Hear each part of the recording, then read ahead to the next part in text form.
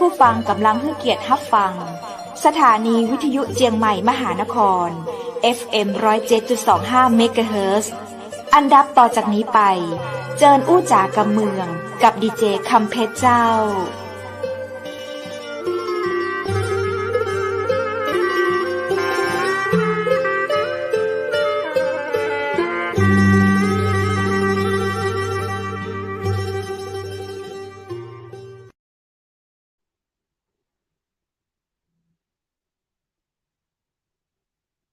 สวัสดีเจ้าสวัสดีคุณผู้ชมที่ฮักและก็เติงหาจัดนักนะเจ้ายินดีต้อนรับเข้าสู่รายการอู้จ๋ากำเมืองต่างจังใหม่มหานครแพร่ภาพออกอากาศจากอาคารวังสิงห์คำอำเภอเมืองจังหวัดเชียงใหม่เจ้าคุณผู้ชมและคุณผู้ฟังเจ้าปีกาปากับข้าเจ้าดีเจคำเพชรเจนเกยนะเจ้าป้ากันในวันนี้ตรงกับวันจันทร์ที่22เดือนสิงหาคม2565เจ้าป้ากันในวันดีๆจะอี้นะเจ้าก็มีเรื่องราวดีๆมาเล่าสู่กันฟังดูแลรักษาสุขภาพกันนะเจ้าในภาวะวิกฤตเศรษฐกิจเปิ้นว่าเงินเฟ้อนะเจ้าก็จะเห็นความเหลื่อมล้ำของคนตุกกับคนรวยชัดเจนขึ้นนะเจ้าจะใดในวันนี้ถ้าสำหรับใครที่คิดว่าตัวเองยากจนข้าเจ้าขอเป็นกำลังใจให้นะเจ้าว่าความเป็นจริงเนาะคนเฮานั้นจะตุกหรือว่าจะสุขจะยากจนจะร่ำรวยอยู่ที่ใจน่าจะสำคัญกว่าสิ่งใดๆเจ้าเอากำลังใจดีๆมาให้กันและกันเจ้านอกจากกำลังใจดีๆแล้ววันนี้จะเอาเรื่องของการค้าการขายการเพิ่มรายได้ในครัวเรือนมาฝากตัวนะเจ้าเพราะว่าข้าเจ้าและทีมงานจังหวัดมหานครนั้นเจ้าก็ประสบภาวะเศรษฐกิจเหมือนคุณผู้ชมของเฮาเหมือนกันนะเจ้าเนาะเป็นกันไปเกือบประเทศละเกือบทั่วโลกแถมเลยด้วยซ้ำไปจะอันนะเจ้าเฮาก็ต้องมาหาช่องทางที่เฮาจะสามารถดำรงชีวิตให้อยู่ได้โดยมีความสุขโดยบ่ต้องฝืดอะหยังตะใดอะเจ้าให้ไหลให้ลื่นไปกับรายได้ที่เฮาสามารถทำได้ง่ายๆเลยนะเจ้าคุณผู้ชมจำได้ก็ว่าเมื่อเดือนที่แล้วเฮาได้อู้ได้จ๋ากับท่านแม่หญิงที่เก่งขนาดเลยคนหนึ่งซึ่งเปิ้นเป็นนักปั้นพันล้านเลยนะเจ้าโอ้น่าสนใจตรงนี้ข้าเจ้าและทีมงานจังหวัดมหานครเจ้าก็เข้าไปสมัครแล้วก็เป็นสมาชิกการขายร่วมกับบริษัทบูมเน็ตเวิร์กจำกัดเป็นที่เรียบร้อยแล้วนะเจ้าขายดีเป็นเทน้ำเทท่าเจ้าได้มีสตางค์ได้มีการในด้านเศรษฐกิจเนาะคล่องตัวขึ้นเจ้าบ่ฝืดหนักเหมือนเมื่อก่อนแล้วจะอันนะเจ้าได้มีโอกาสดีๆจะอี้ก็เลยอยากเอามาแบ่งปันให้กับคุณผู้ชมให้กับ FC ให้กับแฟนรายการของเฮาต่างจังหวัดมหานครนะเจ้านับว่าเป็นโอกาสดียิ่งนักเลยเจ้าซึ่งในวันนี้เฮาจะได้ปะกับท่านกมลรัตน์ฉัตรเรืองกมลแห่งกำเนาะเจ้าท่านจะมาอู้มาจ๋าแล้วก็มาให้แนวคิดแนวทางการทำมาหากินให้เฮา สวัสดีเจ้าคุณเบบี้กมลรัตน์ฉัตรเรืองกมลเจ้า CEO บริษัทบูมเน็ตเวิร์กจำกัดนะเจ้าค่ะสวัสดีค่ะน้องกุ๊กไก่นะคะค่ะวันนี้คุณพี่เบบี้กมลรัตน์อยู่ที่ไหนอะเจ้าอยู่กรุงเทพค่ะค่ะอืมอยู่กรุงเทพค่ะแล้กรุงเทพวก็บริษัทช่วงนี้ก็อยู่ฝนตกกะเจ้าตกทุกวันค่ะตกทุกวันเลยนะคะแล้วก็อันน้ำท่วมก็ด้วยนะคะเป็นบางจุดนะคะอืค่ะมเจ้าการค้าการขายยังดีก็เจ้าก็ถ้าเป็นในกรุงเทพมหานครก็เศรษฐกิจก็หมุนเวียนค่ะนะคะแต่ก็ของแพงนะคะของแพงใช่แล้วก็เจ้าแม่ค้าพ่อค้าก็บ่นเนาะบ่นว่าเจ้าของแพงเนาะบางคนที่ขายอาหารก็อาจจะเลิกขายเลยอ่ะนะคะเพราะอืว่าต้นทุนมสูงค่ะนะแต่ว่าเจ้าถ้าไปขึ้นราคาสินค้ามากๆหรือราคาอาหารเนาะลูกค้าก็ไม่ทาอืนเหมือนกันมนะคะอ๋อ ค่ะอืมอีกก็ต้องเป็นปัญหาเจ้าเนาะเมื่อก่อนเราเคยไปนั่งทานข้าวที่ร้านอาหารเราอาจจะสั่งอาหารมา5อย่าง10อย่างเราไปทานกัน2-3คนเพราะว่าเศรษฐกิจแบบนี้เรามีความจำเป็นที่จะต้องลดอาหารลงพี่เบบี้เป็นแบบนี้ตัวกับเจ้า ค่ะเจ้าก็นี้จะลดอาจริงหารลงเดี๋ยวนี้ก็จะไปๆค่ะสั่งแบบ3 อย่างก็พออะไรอย่างเงี้ยจะกระใช่ซิบเใช่พื่อนๆหรือว่าสมาชิกจากที่เราเคยสั่งเยอะๆลดน้อยลงในค่ะการที่เราทานอาหารก็คือลดแบบเนี้ยพี่เบบี้พี่ค่ะค่ะ ลดความฟุ่มเฟือยลงเชิญค่ะเนาะเนาะอ่าเคค่ะยทานอะไรฟุ่มเฟือยก็เอาแค่พอพอสบายสบายพออิ่มท้องพออยู่ได้เนาะไม่ต้องให้มันหรูหราใช่มากเกินไปเนาะในยามเศรษฐกิจแบบนี้นะคะค่ะใช่ค่ะแต่สิ่งหนึ่งมันก็จะเกิดขึ้นได้กับร่างกายของคนเราเนาะพี่เบบี้กับการที่เราทานค่ะอาหารไม่ครบ5 หมู่เพราะเราไปลดอาหารค่ะที่เราเคยทานได้ครบอย่างที่คุณครูเคยสอนเราว่าต้องทานอาหารให้ครบ5 หมู่นะเนาะวันนี้ค่ะเราลดลงเนี่ยบางคนก็อาจจะกลายเป็นเรียกว่าอะไรคะหัวหัวรีบพุงโต เนาะขาดสารอาหารบางค่ะอย่างเจ้า พอโอเคเป็นแบบก็นี้เรื่องเราก็จะมีในค่ะเรื่องของอาหารเสริมเข้ามาช่วยนี่ก็เป็นทางเลืค่ะอกที่ดีแต่ทางรายการเราก็เลยอยากให้พี่เบบี้มาช่วยเติมในเรื่องของการที่เราไปทานอาหารเราไม่ได้ทานครบ5 หมู่เหมือนเมื่อก่อนแล้วพี่เบบี้มีในเรื่องของผลิตภัณฑ์เสริมอาหารที่ดีเพื่อสุขภาพมาช่วยยังไงบ้างคะค่ะก็วันนี้ค่ะสิ่งที่พี่จะนำเสนอดีกว่าเนาะมันไม่ใช่แค่ค่ะอาหารที่เราทานเข้าไปค่ะแต่เรากำลังจะค่ะพูดถึงอาหารที่ตกค้างอยู่ในลำไส้ ที่มันค่ะจะเป็นโทษนะคะเรียกว่านอกจากการให้ประโยชน์ของเขาแล้วแต่สิ่งที่ตามมาก็คือเอ่อขยะนะคะหรือสิ่งที่เป็นสารพิษที่มันตกค้างอยู่ในลำไส้เราอันนี้ค่ะเป็นเรื่องที่อันตรายมากนะคะเดี๋ยวเราจะคุยกันวันค่ะนี้เนาะในเรื่องของค่ะของทำยังไงให้สุขภาพเราดีมันก็ต้องเริ่มต้นจากลำไส้ที่สะอาดเนาะนะคะค่ะเออก็เราจะเริ่มคุยกันเลยในเรื่องนี้ไหมคะค่ะอยากอ่าฟังค่ะ อยากฟังเนาะโอเคค่ะ ค่ะก็ต้องบอกอย่างนี้ค่ะว่าปัญหาใหญ่ของการที่เราไม่ขับถ่ายอะค่ะหรือการขับถ่ายผิดปกติเนี่ยค่ะมีหลักๆอยู่เยอะมากเลยนะคะว่าอาการแบบนี้มันจะทำให้ส่งผลกับสุขภาพที่มันอาจจะมีปัญหาตามมาได้ยังไงนะคะอย่างเช่นคนที่มีอุจจาระตกค้างในลำไส้เป็นจำนวนมากๆเนี่ยค่ะนะคะค่ะหรือมีน้ำหนักตัวมากกว่าปกตินะคะหรือพวกหรือพวกที่เราเรียกว่าภาวะท้องผูกนะคะหรือพวกโรค โลกสมัยใหม่เลยเนาะที่วันนี้เราอาจจะไม่เคยได้ยินเนาะแต่บางท่านก็เคยค่ะได้ยินนะเพราะเป็นข่าวใหญ่กับดารามาแล้วนะก็คือเรื่องโรคขี้เต็มท้องอ่าอืมเป็นแบบค่ะนั้นเลยนะค่ะนะคะฟังดูน่ากลัวเนาะหรือว่าใช่พวกค่ะคนที่มีอาการลงพุงอึดอัดแน่นท้องคลื่นไส้อาเจียนเวียนหัวนะคะแล้วก็ไปส่งผลกับผิวที่แห้งกร้านไม่มีออร่านะคะมีกค่ะลิ่นปากกลิ่นตัวด้วยหรือเป็นสิวเรื้อรังนะคะพวกนี้ค่ะก็จะทำให้เกิดความเครียดนะคะค่ะมีภาวะวิตกกังวลเบื่ออาหารภูมิแพ้หรือว่าอาจจะนอนไม่หลับเลยนะคะหรือมีค่ะอาการหายใจติดขัดนะคะอีกอันหนึ่งที่เราเห็นกันบ่อยๆก็คือเรื่องของฤทธิ์สีดวงนะคะหรือค่ะลุกลามไปถึงมะเร็งลำไส้อืนะคะมีของเสียมสะสมแล้วมันจะทำให้เกิดสารพิษอะค่ะนะคะค่ะเมื่อของเสียสะสมอยู่ในระบบของลำไส้เราแล้วเนี่ยค่ะ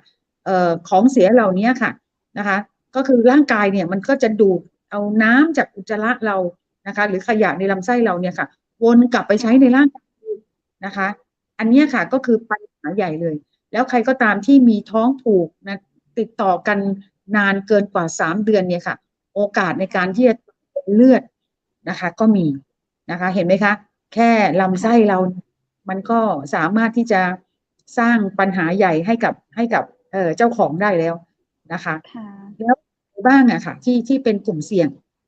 นะคะกลุ่มเสี่ยงเนี่ยต้องบอกเลยนะคะว่าทุกวัยทุกเพศเลยนะคะคืออย่างเช่นเด็กๆที่เขาไม่กินผักไม่กินผลไม้นะคะหรือเด็กที่อย่างตอนนี้ค่ะเราก็เรื่องของโซเชียลเน็ตเวิร์กเนาะก็จะมีเด็กที่ติดเกมใช่ไหมคะอืมพอเด็กที่ค่ะว่าบางทีข้าวปลาอาหารไม่ทานเอาแต่เล่อืนหรือว่ามถ้าเดิมๆซ้ำๆนานๆแบบนี้ค่ะนะคะก็จะอั้นอุจจาระนะคะอันนี้ก็จะอ่เป็นปัญหาานะคะสำหรับเด็กๆนะคะส่วนวัยรุ่นนะคะวัยรุ่นตอนนี้ก็จะเป็นกลุ่มที่กินกินกินอาหารส่วนใหญ่ที่เป็นแนวสมัยใหม่ใช่ไหมคะก็จะเป็นพวกอาค่ะหารจังก์ฟู้ดอาหารเร่งรีบต่างๆหรือพวกอาหารจานด่วนนะคะอันนี้ก็เป็นในกลุ่มของวัยรุ่นนะคะส่วนวัยทำงานนะคะ คนที่อยู่ในวัยทำงานเนี่ยค่ะก็ทุกวันนี้เราก็ทำงานแข่งกับเวลาเนาะนะคะก็ต้องรีบนะคะรีบกินรีบทำงานนะคะหรืออาจจะอั้นปัสสาวะอั้นอุจจาระนะคะอันนี้ก็อาชีพหรืองานที่ทำก็ทำให้เป็นอุปสรรคเหมือนกันนะคะแล้วก็กลุ่มวัยทำงานบางทีก็มีเรื่องของการสังสรรค์ด้วยนะคะมีสังสรรค์มีปาร์ตี้นะคะก็ดื่มเหล้าดื่มเบียร์ด้วยเหมือนกันถูกไหมคะนะคะแล้วก็เกษียณค่ะวัยเกษียณก็เป็นวัยที่เคี้ยวไม่ละเอียดแล้วนะคะฟันฟางก็อาจจะไม่ดีแล้วนะคะก็เลยย่อยยากนะคะเพราะฉะนั้นสุดท้ายเลยค่ะไปถึงผู้ป่วยแล้วค่ะนะคะผู้ป่วยมีปัญหาสุขภาพหรือเป็นผู้ป่วยที่เป็นผู้ป่วยติดเตียงเลยอะค่ะแล้วไม่ได้ขึ้นหรือเคลื่อนไหวน้อยอะค่ะอันนี้ก็จะทำให้เราไม่ทำงานอีกเหมือนกันเห็นไหมคะ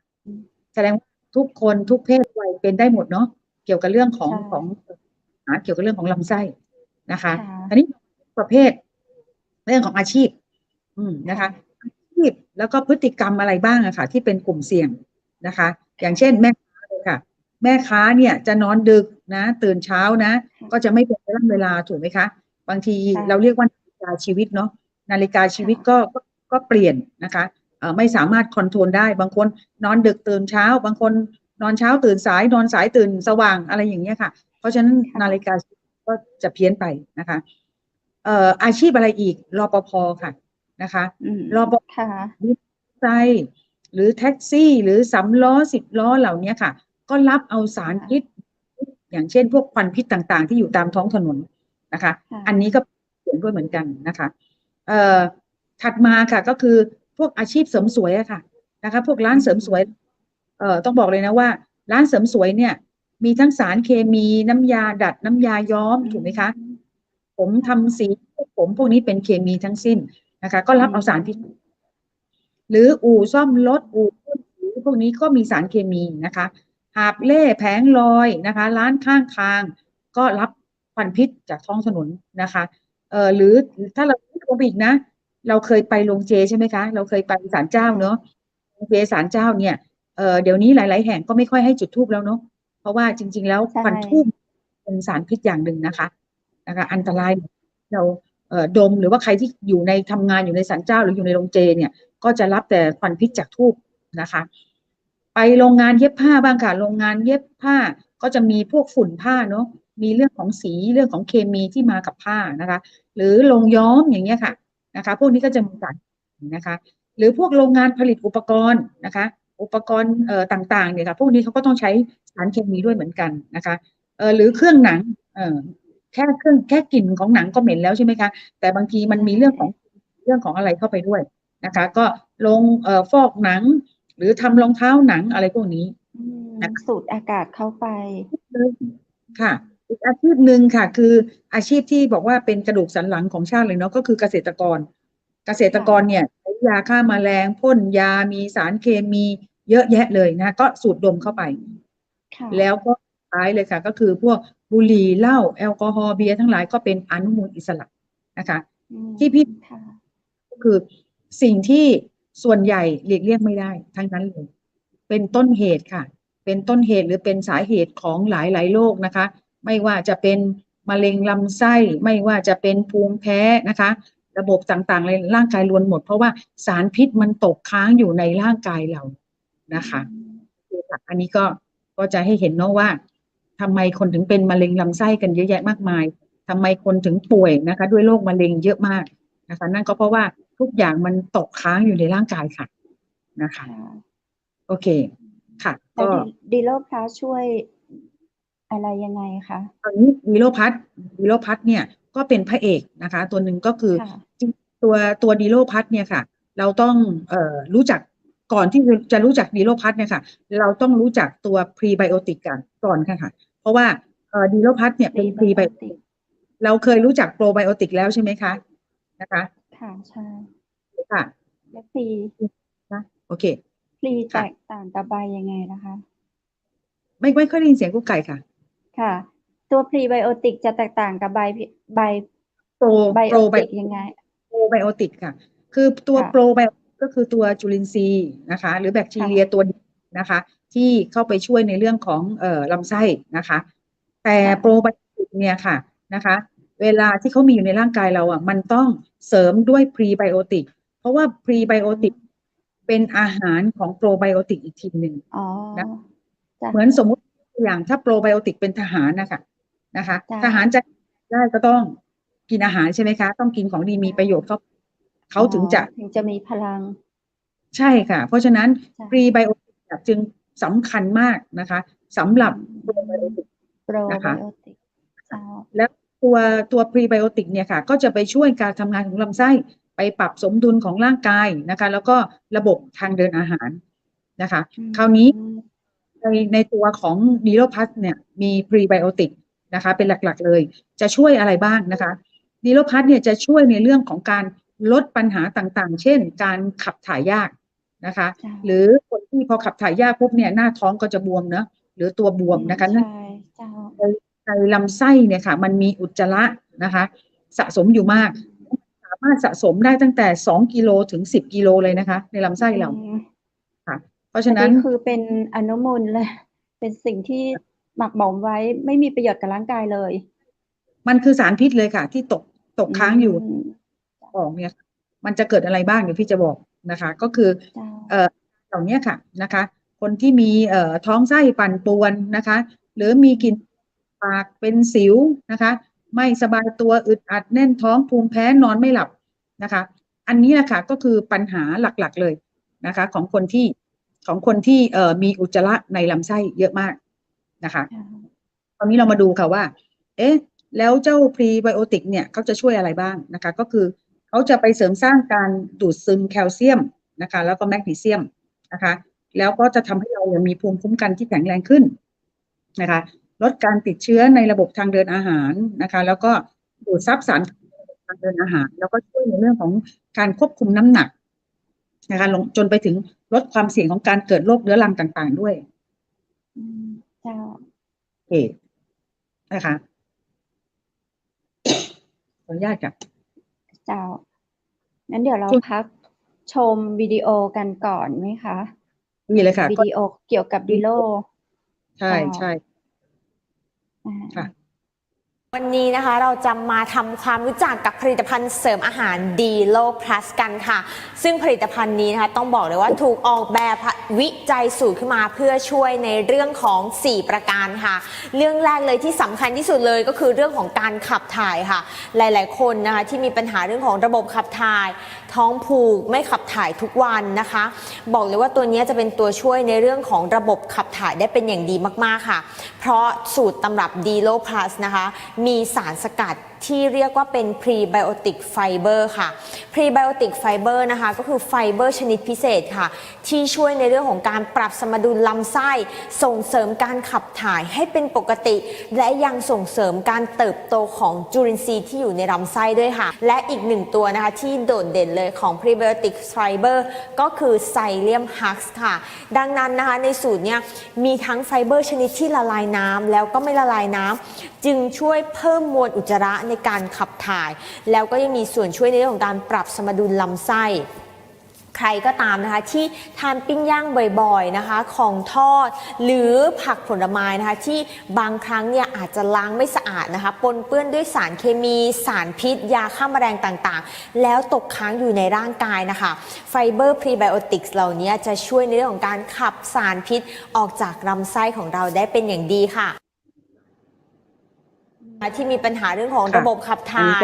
ท้องผูกไม่ขับถ่ายทุกวันนะคะใครก็ตามนะคะที่ทานปิ้งย่างบ่อยๆนะคะของทอดหรือผักผลไม้นะคะที่บางครั้งเนี่ยอาจจะล้างไม่สะอาดนะคะปนเปื้อนด้วยสารเคมีสารพิษยาฆ่าแมลงต่างๆแล้วตกค้างอยู่ในร่างกายนะคะไฟเบอร์พรีไบโอติกส์เหล่านี้จะช่วยในเรื่องของการขับสารพิษออกจากลำไส้ของเราได้เป็นอย่างดีค่ะ ค่ะวันนี้นะคะเราจะมาทำความรู้จักกับผลิตภัณฑ์เสริมอาหารดีโลพลัสกันค่ะสำคัญที่สุดเลยก็คือเรื่องของการขับถ่ายค่ะมีสารสกัดที่เรียกว่าเป็นพรีไบโอติกไฟเบอร์ค่ะพรีไบโอติกไฟเบอร์นะคะก็คือไฟเบอร์ชนิดพิเศษค่ะที่ช่วยในเรื่องของการปรับสมดุลลำไส้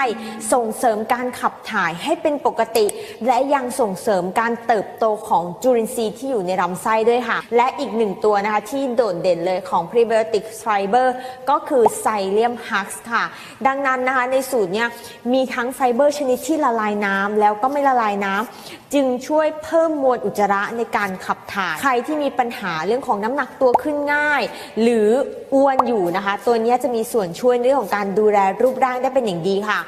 สารสกัดนะคะก็จะมีตัวของไคโตซานค่ะในสารสกัดไคโตซานนะคะจะช่วยในเรื่องของการดักจับไขมันจากมื้ออาหารที่เราทานได้ด้วยนะคะจึงมีส่วนช่วยในเรื่องของการลดไขมันไม่ให้ถูกดูดซึมเข้าสู่ร่างกายค่ะนอกจากนี้ยังมีสารสกัดจากตัวของแมงโก้ซึ่งจะช่วยในเรื่องของการส่งเสริมการเผาผลาญไขมันในร่างกายรวมทั้งสารสกัดจากราสเบอร์รี่ด้วยค่ะที่จะมีสารสำคัญกลุ่มของราสเบอร์รี่คีโตนค่ะส่งเสริมในเรื่องของการเผาผลาญไขมันออกจากร่างกายเช่นเดียวกันค่ะและนี่ก็คือสารสกัดที่โดดเด่นที่อยู่ในสูตรตำรับของดีโลพลัสค่ะซึ่งมาในรูปแบบของการชงดื่มด้วยรสชาติที่หอมอร่อยมากๆค่ะนั่นก็คือรสลิ้นจี่นะคะการรับประทานตัวของดีโลพลัสเนี่ยก็ไม่ต้องกังวลเรื่องของค่าน้ำตาลหรือว่าความอ้วนเลยค่ะเพราะในสูตรนี้เนี่ยเราใช้สารให้ความหวานที่เป็นเกรดทางการแพทย์ที่ไม่ทำให้น้ำหนักขึ้นแล้วก็ไม่อ้วนแน่นอนนะคะเพียงแค่วันละ1 ซองก่อนนอนเท่านั้นค่ะก็สามารถตอบโจทย์ในเรื่องของการดูแลสุขภาพไม่ว่าจะเป็นเรื่องของการขับถ่ายระบบสมดุลในลำไส้เรื่องของผิวพรรณสุขภาพภายในแล้วก็ยังรวมไปถึงเรื่องของรูปร่างด้วยค่ะเรียกได้ว่าดีโลพลัสตอบโจทย์กับทุกคนแน่นอนค่ะค่ะ อ๋อคือตอบโจทย์ได้แต่เลยเจ้าค่ะก็ถือว่าคุณเป็น กมลรัตน์เจ้า ค่ะ ก็ถือว่าเป็นข้อมูลจากนักวิชาการนะคะ จ้า แล้วก็ที่อยากจะเสริมในเรื่องของความแตกต่างแล้วกันนะคะ ก็คือ เจ้า ความแตกต่างของตัวดีโลพลัสเนี่ยค่ะ กับสินค้าที่เป็นดีท็อกทั่วไปที่เราหาได้ในท้องตลาดเนี่ย มันแตกต่างกันนะคะ ตรงข้อแรกเลยค่ะ ก็คือตัวดีโลพลัสเนี่ยค่ะเขาจะไม่จับตัวเป็นก้อนนะคะ เวลาที่เราทิ้งเอาไว้แล้วอะค่ะนะคะ หรือเราลืมนะคะ มันก็จะไม่จับตัวเป็นก้อนนะคะ หรือถ้ามันนานเป็นชั่วโมงเลยอะค่ะ มันอาจจะมีจับเป็นบ้างเล็กน้อยแต่ถ้าเราช้อนคนตีปุ๊บเนี่ยมันจะแตกกลับมาเป็นน้ำเหมือนเดิมนะคะ อันนี้ก็จะเป็นเรื่องของนวัตกรรมนะคะ แล้วก็จะไม่มีส่วนผสมของส้มแขกนะคะเหมือนกับดีท็อกทั่วไปนะคะที่จะทำให้เกิดอาการท้องเสียนะคะอันถัดมาก็คือเขาจะไม่ทำให้เกิดอาการปวดบิดนะคะเวลาทานแล้วเนี่ยค่ะจะไม่รู้สึกปวดบิดเพราะว่าหลายตัวที่เขามีส่วนผสมของส้มแขกเนี่ยค่ะมันก็จะทำให้เกิดอาการปวดบิดด้วยนะคะแล้วก็ไม่ทำให้ลำไส้ขี้เกียจนะคะเนื่องจากพรีไบโอติกเนี่ยค่ะเป็นตัวที่เข้าไปช่วยทำให้ระบบลำไส้เราเนี่ยแข็งแรงขึ้นด้วยนะคะเมื่อเราหยุดนะคะสมมติว่าเราทานวีโรไปสักพักหนึ่งแล้วเราหยุดเนี่ย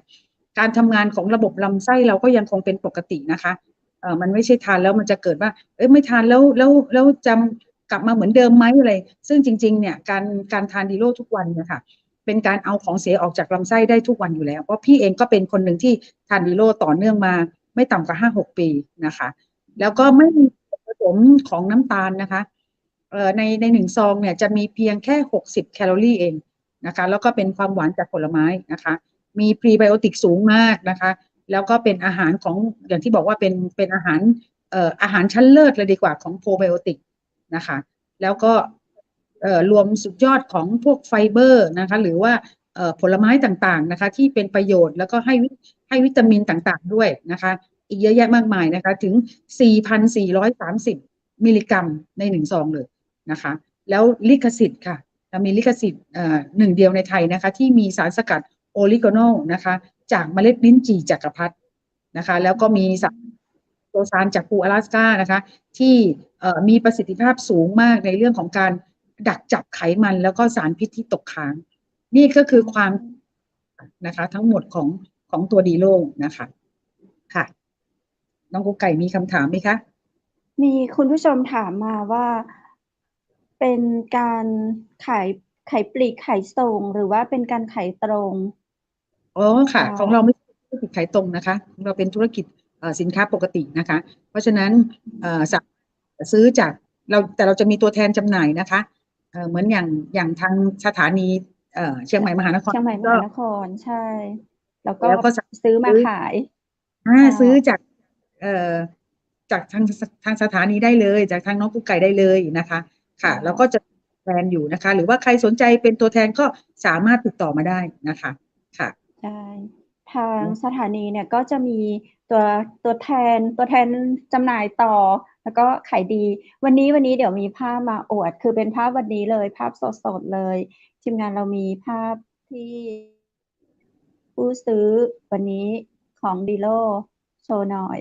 เจ้า นี่เป็นภาพสดๆของเย็นวันนี้ค่ะเป็นการซื้อลูกค้าที่ซื้อดีโล ก็จะว่าโอ้ยเล็กเลย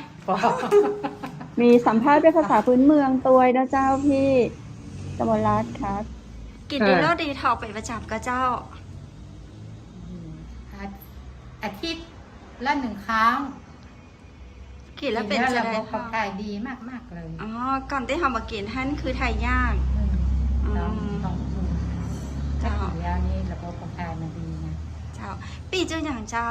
ชื่อบัวไข่ดำรงธรรม อืมขอบคุณเจ้าดังนะเจ้า ขอให้ จ้า สุขภาพดีเนอะ ขอบคุณค่ะ สวัสดีเจ้า กินจบยัง นี่เราไปแอบดูที่ร้านค้า แล้วเราก็เลย ค่ะ ขอสัมภาษณ์แบบเราเห็น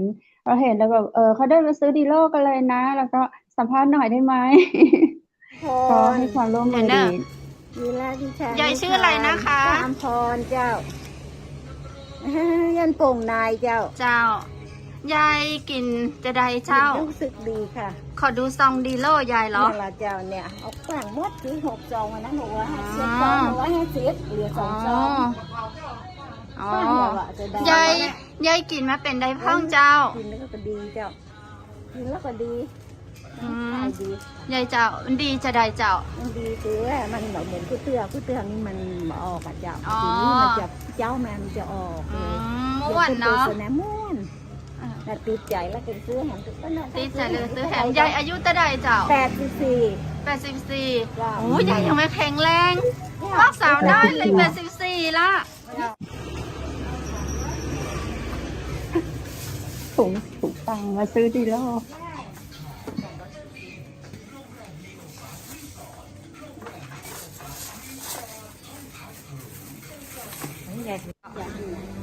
แต่อันนี้แถมกัน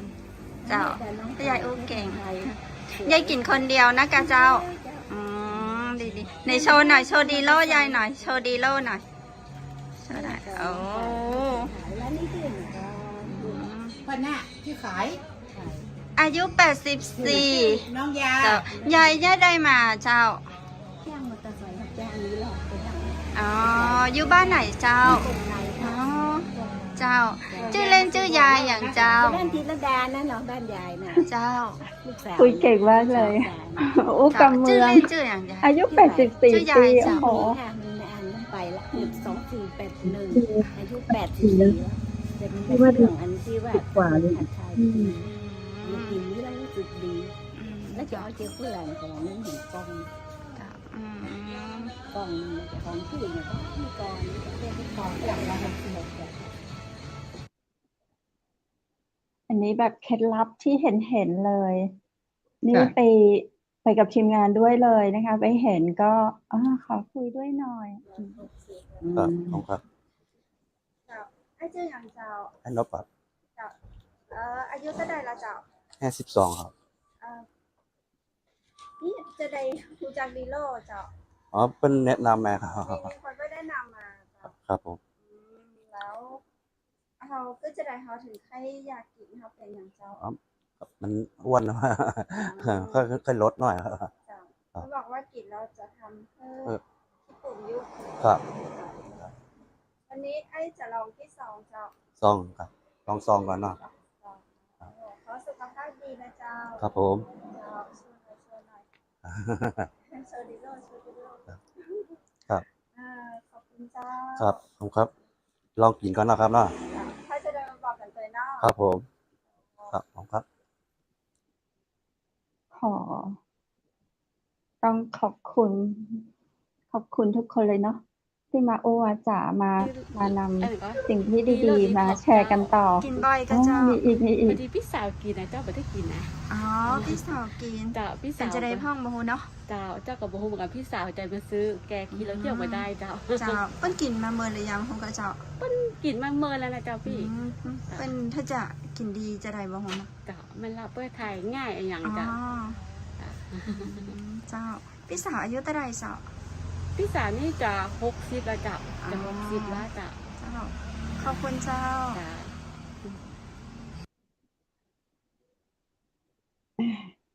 พี่เบบีฟังแล้วเป็นจะใดเจ้า ชื่นใจเลยว่าสินค้าพี่เนี่ยดีโลเนี่ยสามารถไปทำตลาดได้ทั่วประเทศเลยเนาะสามารถไป ใช่ แล้วก็ไปแก้ปัญหาให้ผู้คนนะคะ ใช่ เพราะว่าจริง ให้ ๆต้องบอกเลยว่า สุขภพที่ดีขึ้น ใช่นะคะ แล้วก็เป็นการป้องกันด้วยนะ เพราะว่าคนส่วนใหญ่เนี่ยกว่าจะมารู้ตัวว่าตัวเองมีปัญหาเรื่องลำไส้หรือว่าเป็นมะเร็งลำไส้นะคะ หรือว่าโรคร้ายแรงต่างๆเนี่ยก็คือส่วนใหญ่ก็ไปเจอเอาระยะท้ายๆแล้ว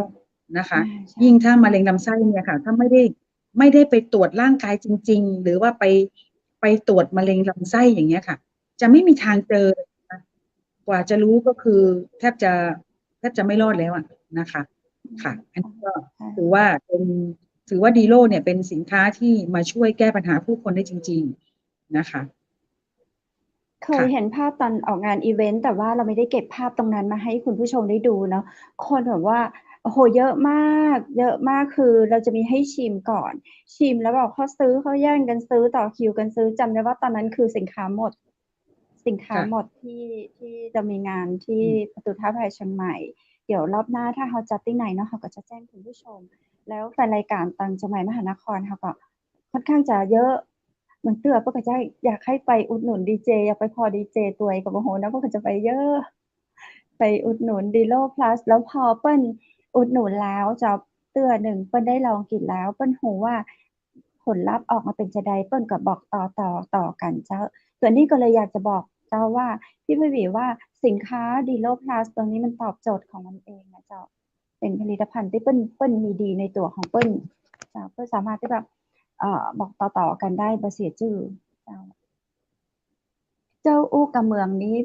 พี่เบบีพอเข้าใจกับเจ้า เข้าใจค่ะเข้าใจ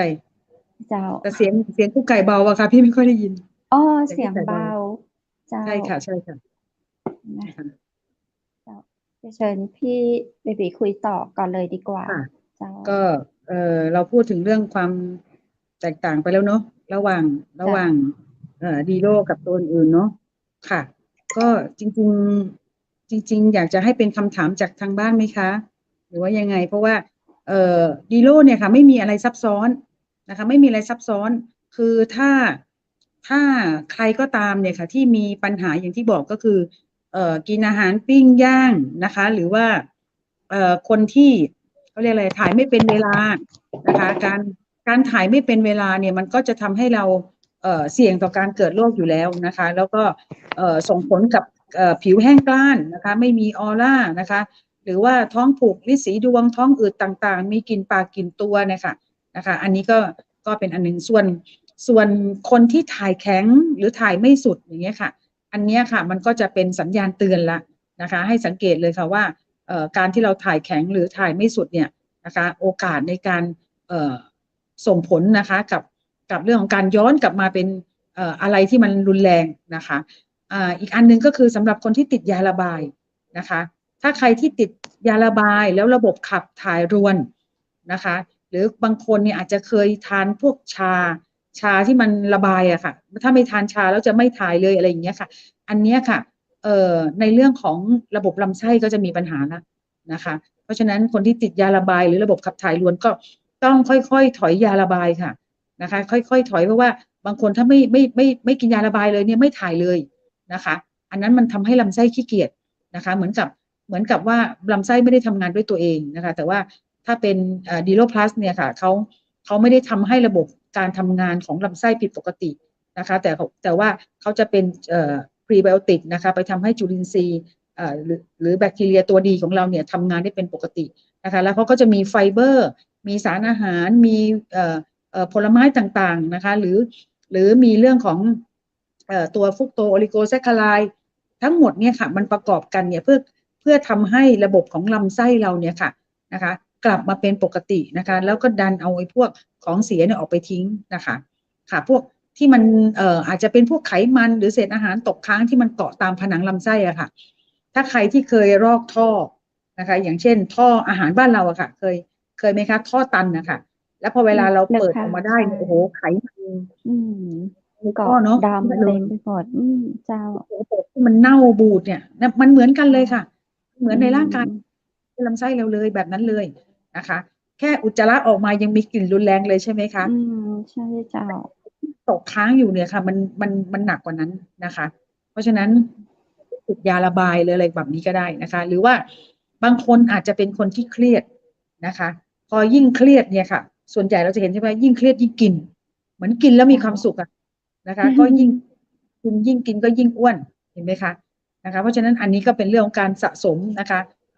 สิ่งที่ตกค้างอยู่ในลำไส้ได้มากขึ้นนะคะแล้วก็พวกเมื่อกี้ที่บอกแล้วเนาะสายปิ้งย่างตอนนี้บ้านเราเนี่ยย่างชาบูอะไรเนี่ยหนักมากเลยเนาะมีกันทุกพื้นที่ทั่วประเทศเนาะแล้วก็คนที่กินเก่งบุฟเฟ่กินสายปิ้งย่างเนี่ยยิ่งกินหนักเท่าไหร่เนี่ยค่ะยิ่งต้องเอาออกให้หมดค่ะไม่งั้นมันจะตกค้างแน่นอนเพราะของปิ้งย่างเนี่ยมันก็จะมีบริเวณที่มันไม่ไหม้ด้วยใช่ไหมคะพวกนั้นก็คืออนุมูลอิสระนะคะเพราะนั้นอนุมูลอิสระก็คือสารก่อมะเร็งนะคะเราควรจะเก็บมันไว้หรือเอามันออกคะคิดแค่นี้พอค่ะนะคะคนที่เขากินเป็นเพราะว่าคือตามใจปากนะคะอยาก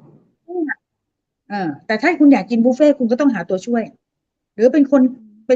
กินของมันของทอดแล้วคุณเลิกไม่ได้นะคะแบบนี้ก็เหมือนกันค่ะก็ต้องมีตัวช่วยในการเอาออกนะคะพี่ก็เป็นคนหนึ่งที่ทานเก่งต้องบอกเลยค่ะเป็นคนกินเก่งกินทุกอย่างเหมือนกันปิ้งย่างกินไหมก็กินแต่ว่าไม่บ่อยนะคะหรือเป็นคนกินอาหารในปริมาณมากๆได้นะคะแต่พอเวลาเรากลับมาเนี่ยก่อนนอนทุกวันค่ะต้องดีโร่1 ซองเพื่อเอาออกนะคะง่ายมากเลยเอาอะไรเข้ามาก็ต้องเอามันออกไปค่ะนะคะในขณะอาหารต่างๆมันมีประโยชน์กับร่างกายเราก็จริงนะคะแต่อย่างที่บอกว่าสิ่งที่มันเหลือไว้ค่ะมันก็คือ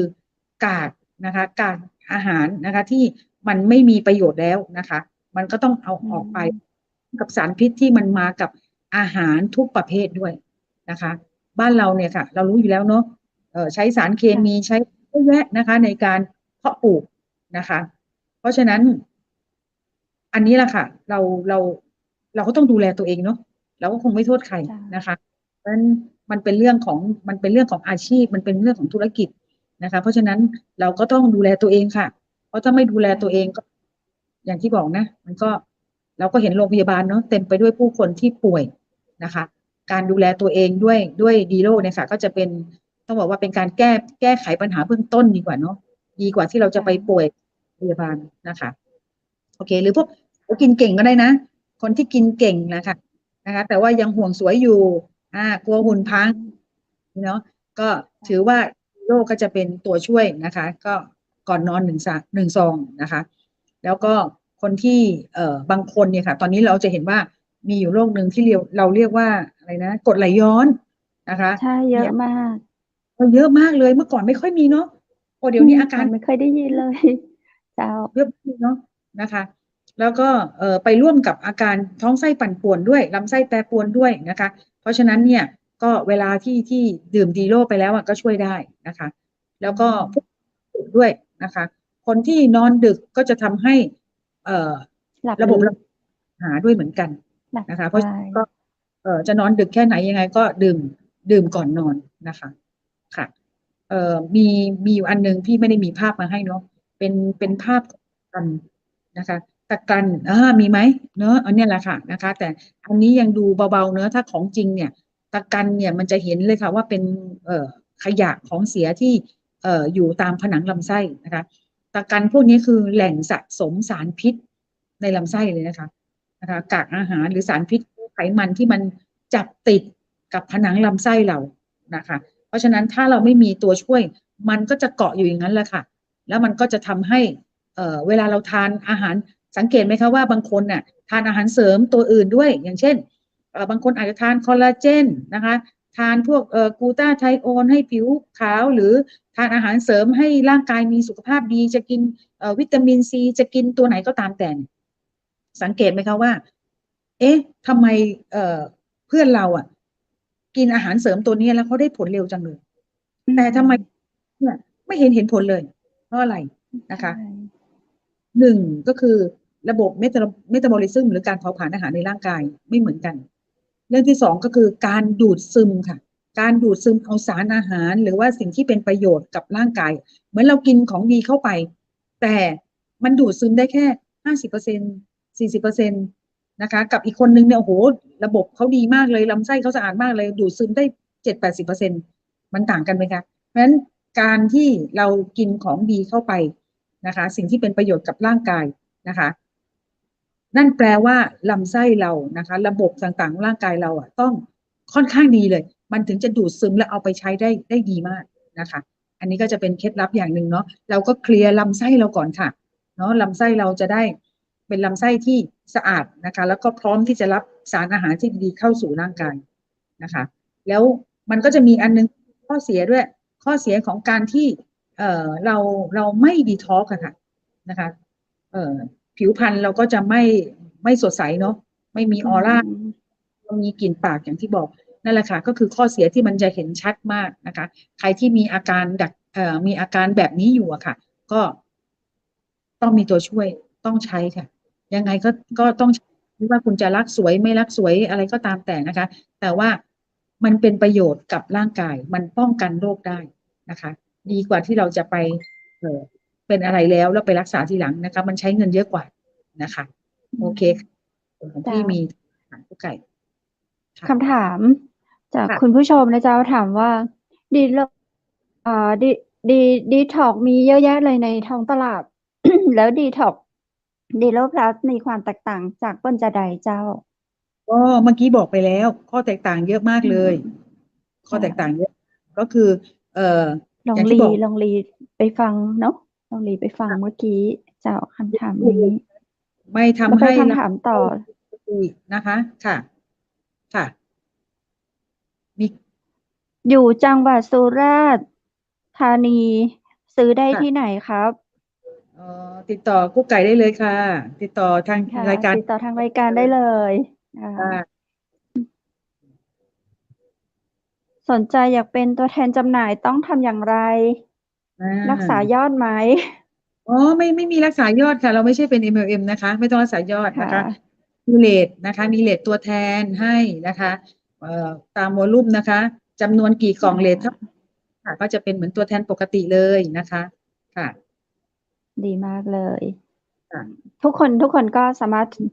รถทำการค้าขายตรงนี้ได้เนาะจะซื้อขั้นต่ำต้องกี่กล่องกี่ซองยังไงคะถ้ากล่องเดียวก็จะเป็นราคาปลีกใช่ค่ะนะคะเดี๋ยวตัวแทนก็เดี๋ยวเรามีส่งให้ทางขนส่งด้วยเนาะส่งถึงบ้านก็มีใช่ค่ะนะคะค่ะก็กุ๊กไก่ทิ้งเบอร์ไว้ได้เลยนะคะทิ้งเบอร์ไว้ในคุณผู้ชมเดี๋ยวทักกันในอินบ็อกซ์ได้เลยถ้าใครมีคำถามส่งมาได้เลยนะเจ้าเพราะเดี๋ยวจะถึงช่วงสุดท้ายของรายการแล้วเนอะถ้าบรีบถามเจ้าอันเน็ตในช่วงนี้ฉันพี่กมลรัตน์คุยต่อเลยเจ้าจะคุยอะไรต่อดีคะเจ้าทีมงานมีวิดีโอเพิ่มเติมกับเจ้า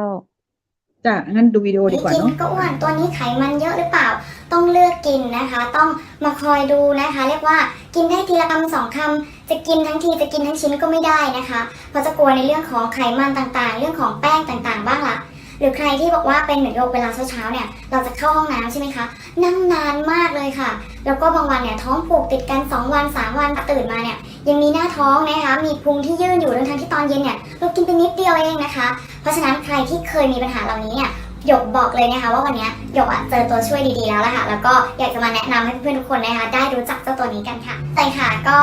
ใครที่บอกว่าไม่สะดวกนะคะในเรื่องของแก้วเวลาเราออกไปด้านนอกเนาะอยากจะพกพาง่ายๆนี่เลยค่ะน้ำขวดเล็กก็หาซื้อได้ตามทั่วไปนะคะแล้วก็พกเจ้าดีโล่ง่ายๆแบบนี้ค่ะ1 ซองเดี๋ยวเราจะมาดูนะคะทานให้ดูกันเลยนะคะว่าหยกเนี่ยทานตัวนี้จริงๆแล้วมันก็รสชาติอร่อยมากด้วยทานง่ายด้วยนะคะนี่เลยเราก็ฉีกซองเจ้าดิโลนะคะแล้วก็ผสมไปกับน้ำนะคะ150ถึงประมาณ200 ml นะคะอีกนะใส่ไปเลยนี่แล้วก็เดี๋ยวเราจะมาคนให้มันเข้ากันนะคะอันนี้เรียกว่าเช็คเลยหรือใครที่ใส่แก้วนะคะก็ใช้ช้อนนะคะคนได้นะคะตามปกติเรียกว่าไม่นานก็เข้ากันแล้วนะคะนี่ง่ายนี่คือเขาไม่นอนก้นเลยนะเห็นไหมง่ายมากนะคะแค่นี้เองก็ทานก่อนนอนนะคะดีที่สุดเนาะเพื่อที่เราหลับไปก็ตื่นเช้ามาจะได้ขับถ่ายคล่องนะคะไม่ต้องเบ่งด้วยนะคะแล้วก็อย่าลืมค่ะลดในเรื่องของความเสี่ยงในการจะเป็นมะเร็งลำไส้นะคะเราต้องล้างลำไส้แล้วก็ดีท็อกซ์ลำไส้บ้างนะคะทานกันเลย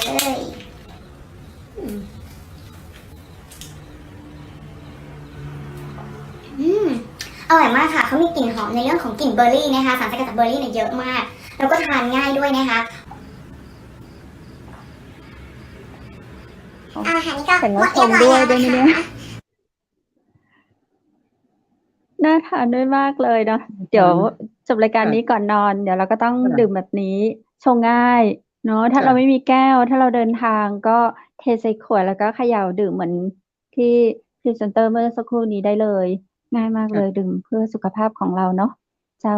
พี่เบบีถึงช่วงสุดท้ายของรายการเจ้าไว้เป็น เจ้า ตัวช่วยของวัยรุ่นค่ะ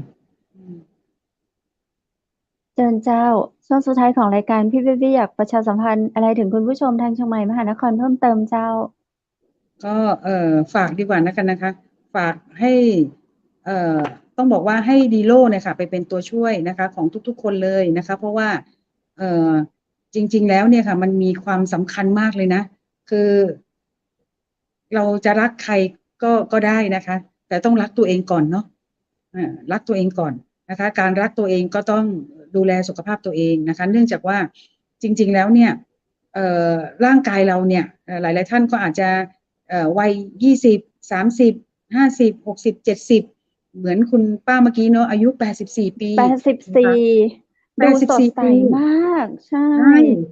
ถ้าไม่บอกอายุพี่ว่าอย่างมากเต็มที่ก็60กว่าไม่เกิน70เห็นไหมคะเดินทางมาซื้อ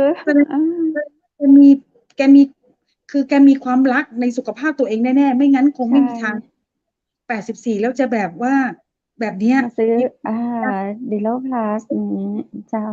ที่รักตัวเองนะคะรักตัวเองเนี่ยมันก็ต้องเริ่มต้นจากการรักสุขภาพตัวเองด้วยถูกไหมคะนะคะเพราะฉะนั้นวันนี้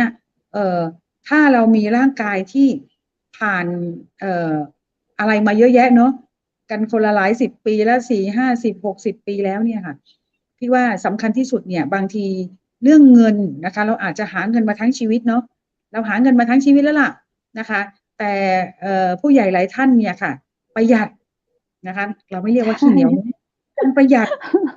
ได้ก็เก็บหอมรอมริบนะเอาไว้ให้ลูกเอาไว้ให้ลูกชายเอาไว้ให้ลูกสาวเอาไว้ให้หลานแล้วตัวเองก็ประหยัดนะคะกินน้อยนะคะเก็บหอมรอมริบไม่ได้กินอาหารดีๆไม่ได้ดูแลสุขภาพตัวเองพี่ว่าสิ่งนี้มันสำคัญมากเลยก็คือถ้าเราอยากจะมีสุขภาพที่ดีหรือเราอยากจะมีอายุที่ยืนยาวบนโลกใบนี้บนร่างกายที่แข็งแรงอ่ะเราอยากอยู่นานๆเนาะแต่เราก็อยากอยู่บนร่างกายที่มันมีความสุขอ่ะที่มันไม่ป่วยอ่ะนะคะเจ้ากลับดูแลตัวเองค่ะพี่ว่าใช้เงินไม่กี่บาทเองนะคะกับการดูแลสุขภาพอ่ะนะคะดีกว่าประหยัดตระหนี่แล้วสุดท้ายเราไปป่วยทีหลังเนี่ยนะคะมีเท่าไหร่ก็ต้องจ่ายนะคะมีเท่าไหร่ก็ต้องจ่ายค่ะ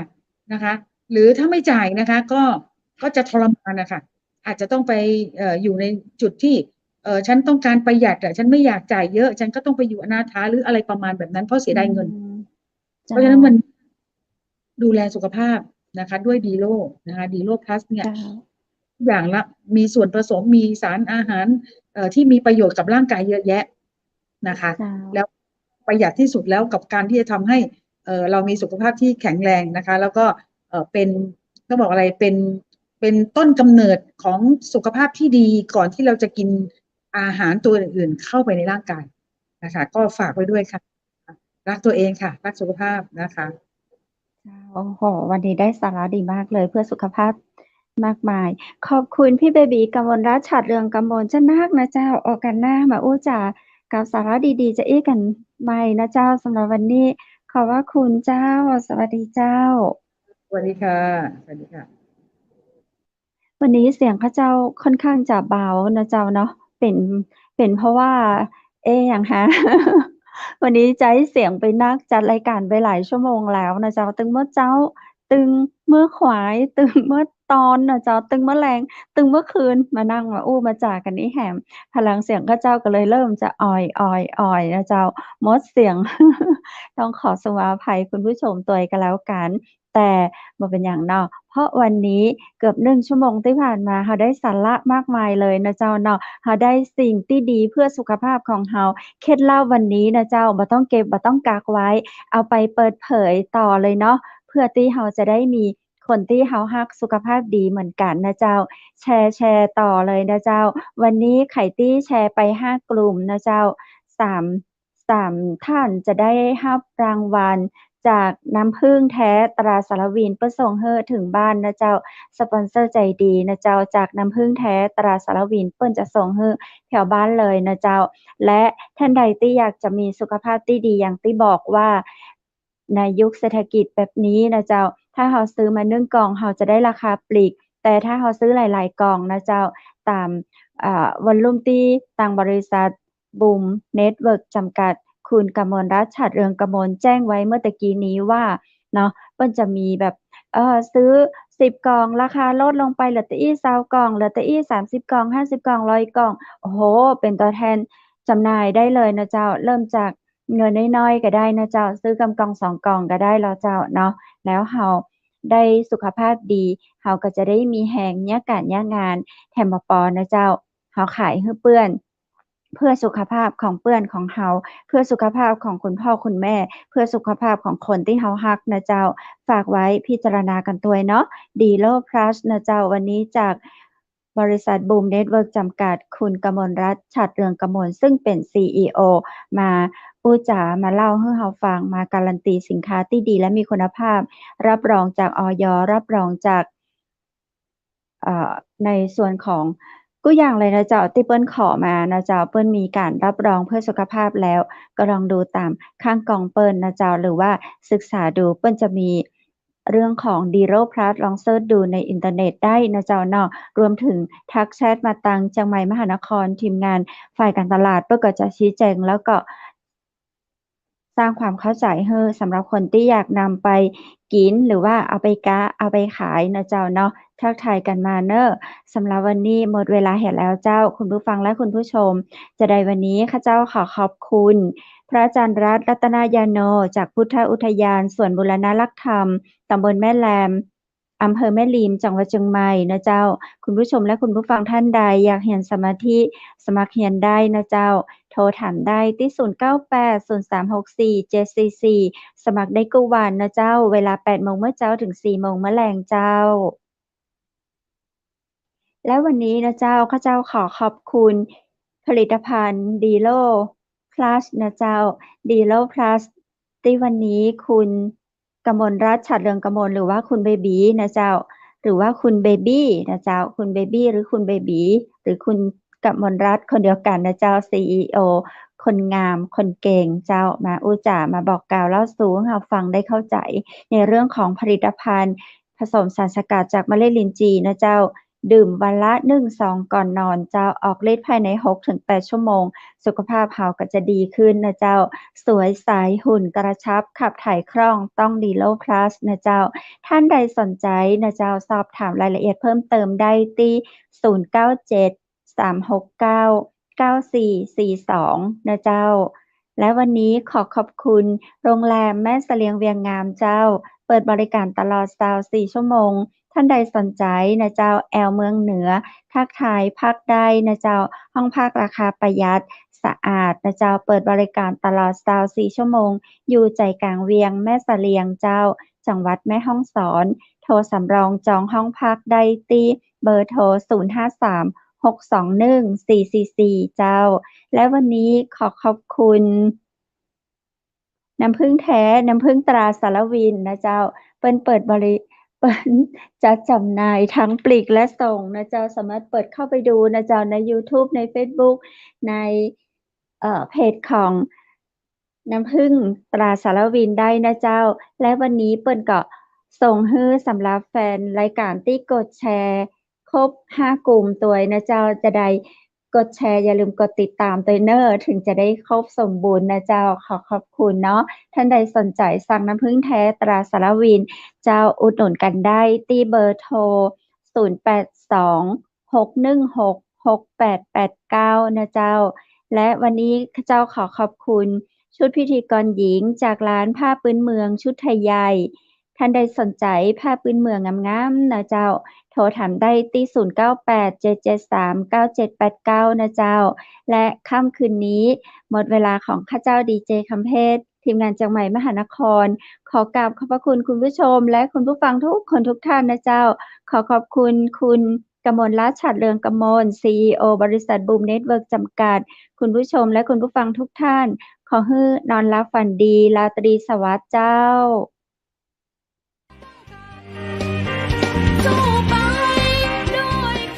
สถานีวิทยุเจียงใหม่มหานคร 107.25 เมกะเฮิรตซ์ ขอแสดงความห่วงใยและเป็นกำลังใจให้ทุกท่านในช่วงการระบาดของโรคโควิด -19 ในครั้งนี้เพื่อลดความเสี่ยงควรสวมหน้ากากอนามัยทุกครั้งล้างมือเป็นประจำขอให้อยู่ที่บ้านให้นักที่สุดด้วยความปรารถนาดีจากหมู่เฮาเจ้าเจียงใหม่มหานครสนับสนุนโดยกาแฟโกแม็กคอฟฟี่และโรงแรมแม่เสรียงเวียงงามโทร053-621-444และ081-595-2883เราจะฝ่าฟัน